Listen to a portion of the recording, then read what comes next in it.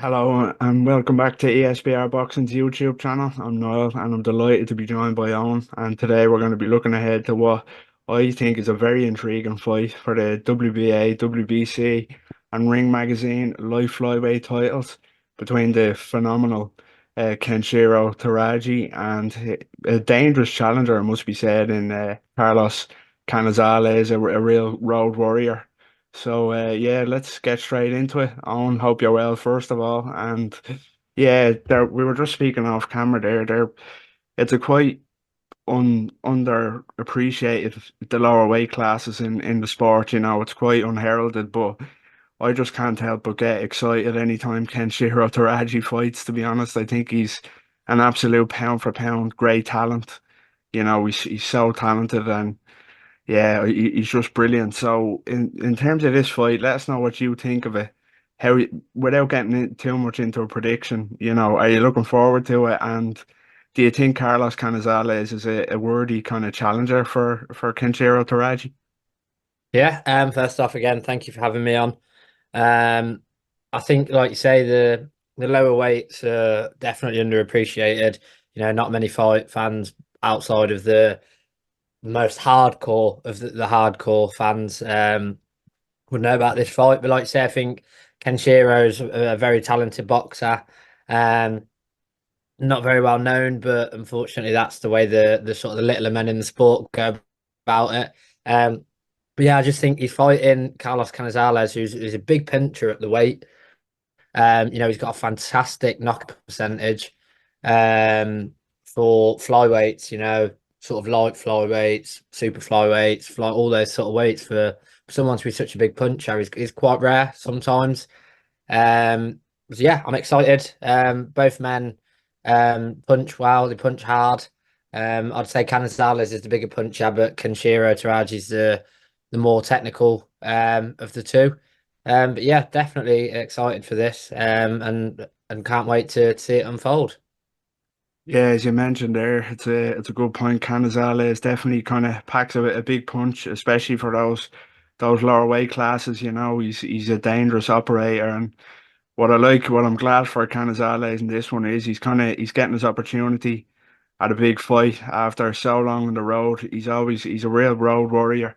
I don't think he's fought in his home nation of Venezuela since 2016, and he's travelled well and he's picked up some good wins. He's beaten Bin Liu, he's beaten Kanishi and Daniel Mateon last time out in Argentina. So yeah, I think he's a real credible operator. He rebounded well since the Bermudez loss to Mexico, which would have set him up for a big fight, but he's finally getting his opportunity. So yeah, I have to agree. I just can't wait. So looking ahead, let's look kind of before we get into predictions, we'll kind of look a bit into the future now and say what's next for the winner of this one. Would you maybe like to see them unify the division at 108? I know previously kind of Taraji has been lined up to face Jonathan Gonzalez, Bama Gonzalez, the WBO champion, before Gonzalez pulled out. And he's kind of, I think there was talks of him fighting on Shinga before he lost to Curiel. So I'll ask you, what do you think is next for the winner? We won't overlook Canizales here.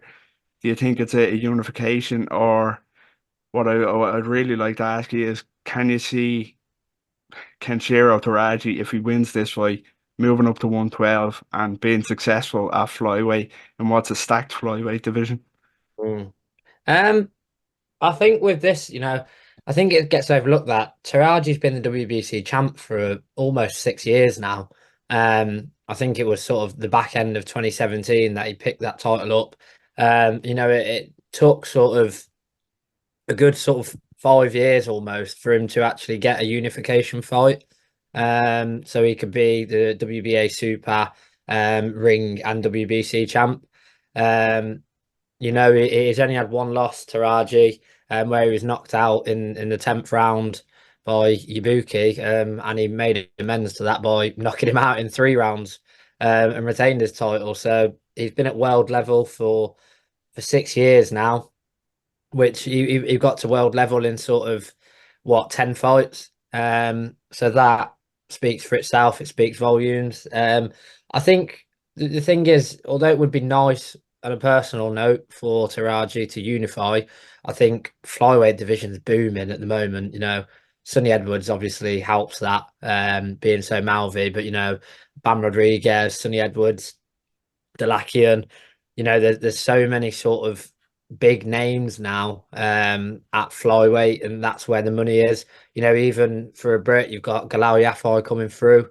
Um, as an Olympian, will be a big name draw in 2 or 3 fights time. So I think the logical next step for Kenshiro Teraji, should he win on fight night, would be to move up to flyweight, as it's where the money is and it's where the bigger fights are.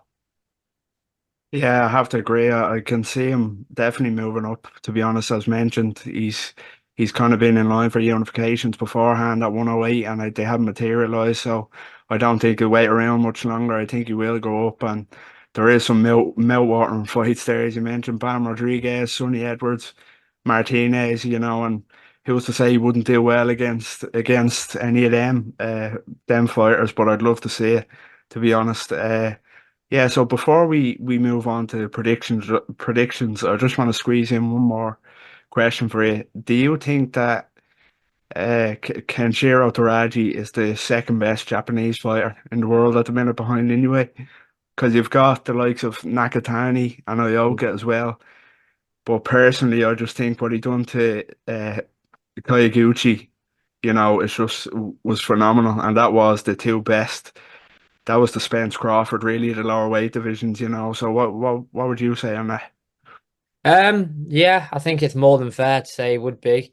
Like you say, you have got Nakatani, who's a top level fighter. But yeah, I think it would be fair to put Taraji as probably the second behind Inoue. I think when you look at it, how would he do at flyweight? It's tough to say. He's going into, like as you said, a mouthwatering division, but as arguably his country's second best fighter available, you'd have to give him a good chance in all those fights. But yeah, I think it's a tough one because Nakatani is a great fighter, as you mentioned. Inoue's number one. He's arguably pound for pound top two, so there's no doubt in that. But yeah, I think Taraji may struggle against the likes of Bam Rodriguez if he goes up, but even if he loses those fights, he's still comfortably second as his home nation's second best fighter. Yeah, it's a good point. If I was to kind of pick myself, I couldn't pick against Bam Rodriguez, to be honest, even against Kenshiro Teraji. So let's move on to finally giving a prediction. As we mentioned, Canizales is a dangerous operator, and a worthy challenger, but can he upset the odds, and what would be a huge upset against Taraji, or will Taraji kind of cement his place as one of the best pound for pound fighters in the world and the best at 108? What do you think is going to happen here? I think before I actually make my prediction, I find it intriguing that both men in their careers have only lost once each, and they were both stopped. But I think Taraji just got caught cold in that fight, sort of thing, because getting knocked out in the 10th round with a TKO, to come back in the rematch and knock your opponent out in 3 rounds is a statement. So I do think I will back Taraji, and I'm going to back the stoppage late on. Canizales is a big puncher, but if you break his record down, he hasn't been at the level Taraji's been at all, really, throughout his career.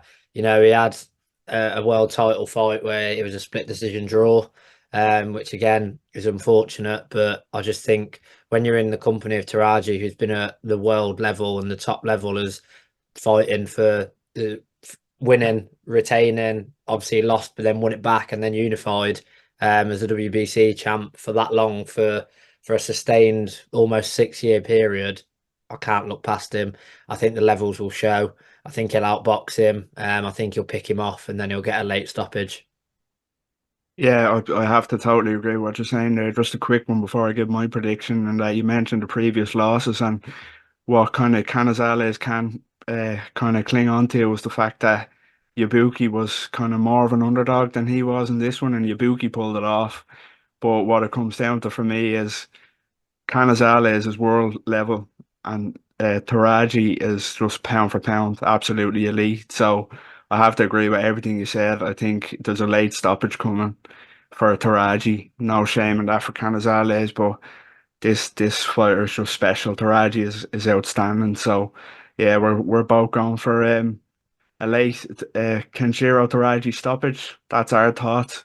Let us know what you think in the comments. Do you agree with us?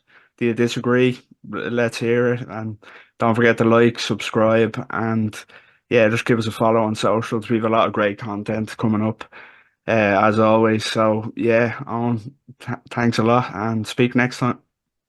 Pleasure as always, mate.